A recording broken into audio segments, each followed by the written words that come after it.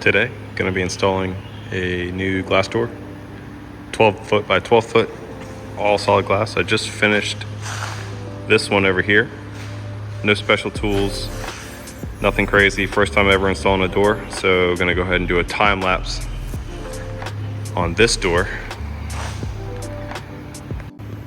So pretty basic tools.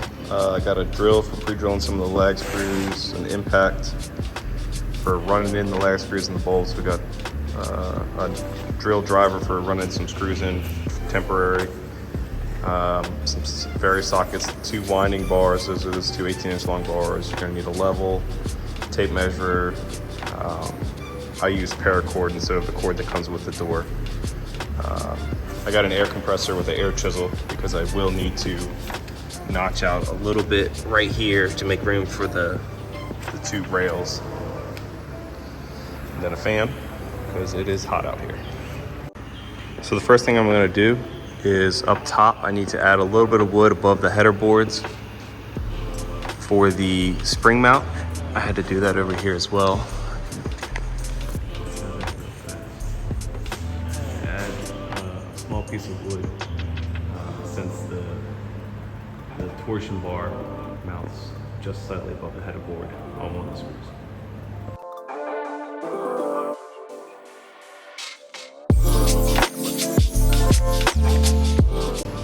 So on my first door, it was a lot of trial and error getting the tracks wide enough, but 3 inches from the inside of the door seems to be about an ideal spot for the screws. So I'm gonna go ahead and do a chalk line on that door, 3 inches in on both sides.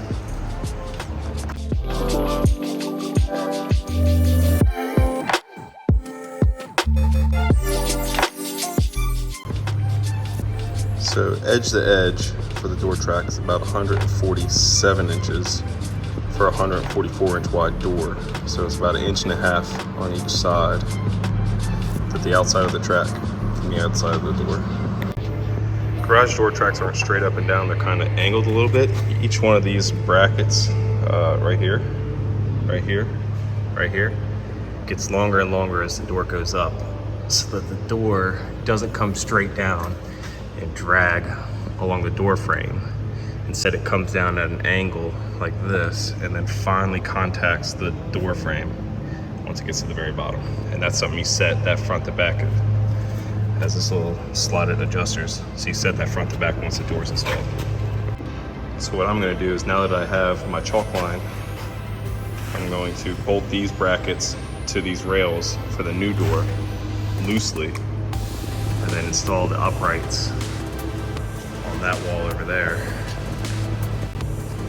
So with the doors comes a box of parts, and it's not sorted anyway. So before I get started, I'm gonna go ahead and sort everything out, pair up all the hinges. The hinges, just like those door supports, the hinges get taller and taller as the door goes up.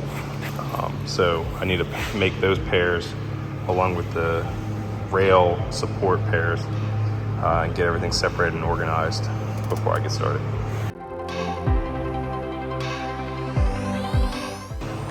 All right, so over here, these are the cables, the tension cables. These are the bottom brackets that the tension cables go to. These little pins right here. These are the wheels that they'll ride around. They are color coded. They pair up with the color coded springs for side to side. Those are the spring brackets. Rollers, the bottom rollers have longer shafts than the rest. Here's those brackets by size. They're all numbered 5, 6, 7, 8, 9, and then that's the top angled ones. Those are much taller because they engage the rail during the turn. There's the top flags that bolt the horizontal rails to the vertical. And then we've got our hinges. They're numbered. 1 is for the bottom, and it's used in the middle sections of all the panels.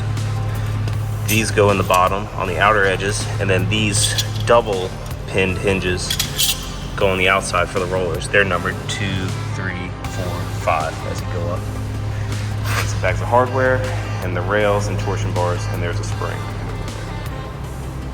They are also color coded on the ends. As you can see, that's a black one, and the other end has just red paint on it. These doors are already pre-drilled for their hinges, which is nice. And they key into the door below it, so stacking them up during installation is pretty straightforward and easy. But they are not light to do it by yourself. So having learned from the other door, I'm going to go ahead and take these vertical rails and bolt their support brackets to them loosely, and then stand them up and then lag them in on that chalk line that I drew earlier.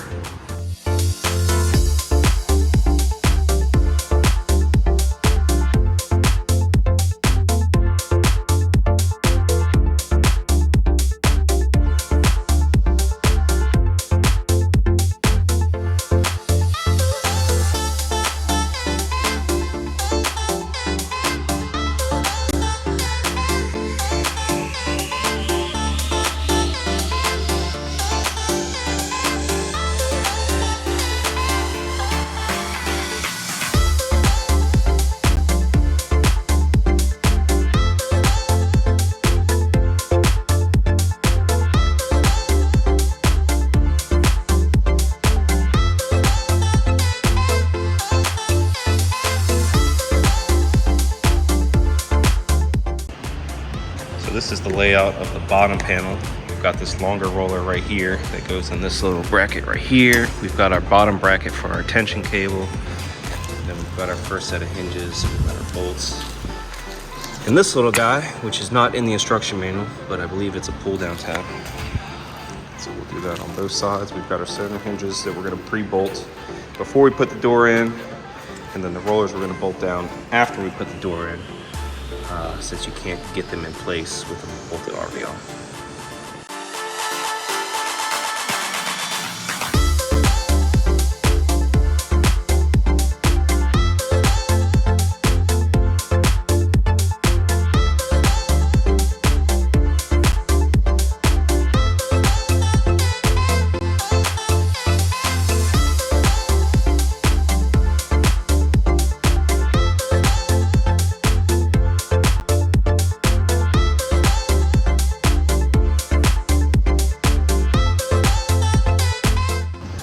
So the top panel is a little bit different. It has these adjustable brackets because the top roller actually engages the track in the turn there.